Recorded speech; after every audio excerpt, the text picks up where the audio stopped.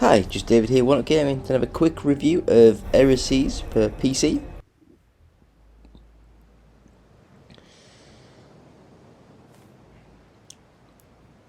So if anyone loves the HP Lovecraft sort of design, then Eresys is a survival horror game inspired by HP Lovecraft.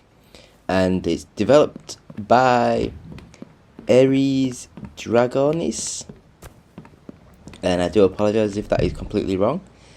So it's been out for a few months now. So as we were writing this review, we were told by the developers that they have updated the game and you can expect more updates in the future. So this game does feature a 4-player co-op mode. So I gathered up some of the One Up Gaming team and we all went into the world to experience this game. When we were playing this game, it's still quite early in the release phase, so some updates and some bugs might be present. But we will say that we could see the potential the game has. So we all created our own characters, so that basically separates us from each other as you are playing, so you can feel one with your character. So from here on you begin, so it's either the begin hunt or as a solo player, host hunt. I can't speak. So as a solo player it's host hunt to play with others. So the game does feature highly detailed sort of graphics and it has loads of shades of green and blacks. Impressive detailed surfaces shine as if it's drenched with water. So within this sort of like hub section, this is where you gather up, get used to each other, and then you can even explore this a little bit just to get around. There's even like a little staircase you can go up, and that leads you to like a trophy room where you can track your progress. So after that you approach the fishman, and all of us like readied ourselves for the unknown. As we got into the game proper, we were greeted with a very gloomy, saturated forest environment, with the only light source being that of the moon. As we went through, we soon found a table full of items which provided useful to ward off demons, and they also had things that you could help to map out the area and light up the area as well. Reading through some of the magical scrolls, you were given a rough tutorial of why we are here and what you were to do and what some of the items do. We were to seek out scattered pages of the book we hold. Once those were collected, we were able to defeat a monster that cursed the island. With our interests piqued, we set off in search of the pages. So first of all, we just haphazardly ventured out, journeyed into the unknown, with no direction in mind. We came across our first shadowed monster, soon after which we were able to deter it with our lanterns. For the most part we were separated, exploring on our own, getting lost.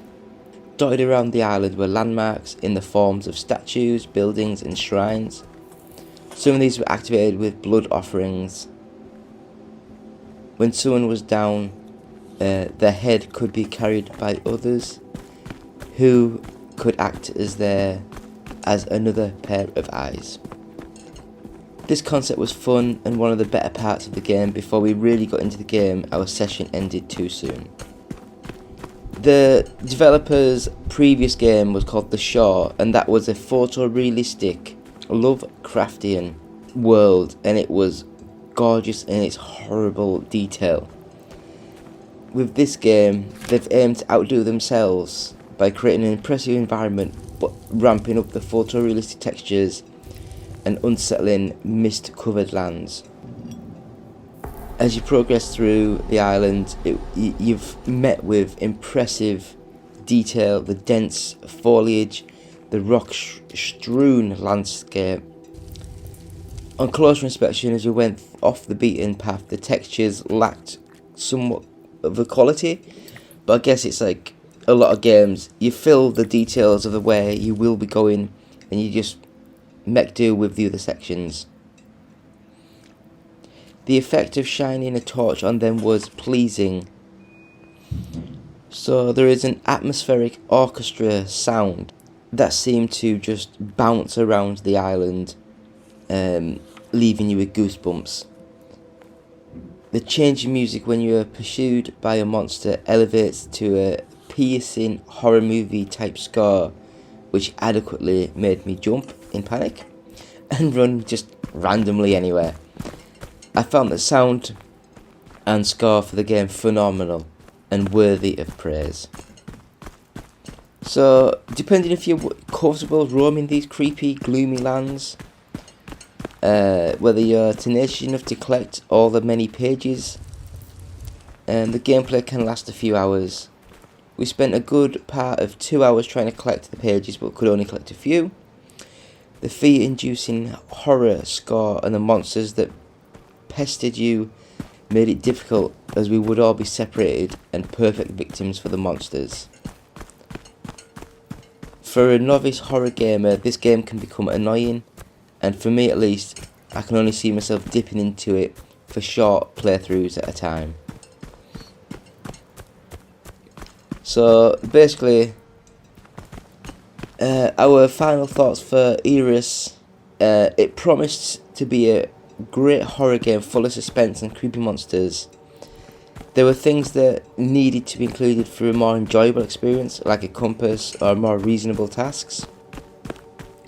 But for those who love the Lovecraftian theme, horror and monsters, this game is well worth a try. The game really did set apart the casual gamers who weren't into the details and those who really read instructions and thrived for the complex. I would say just give the game a few more months while I iron out some of the bugs and add a few more features throughout the development. But I would say that in its present state, we at One Up Gaming would give Eresys a 3 out of 5. So me, David from One Up Gaming, saying thank you all. Goodbye.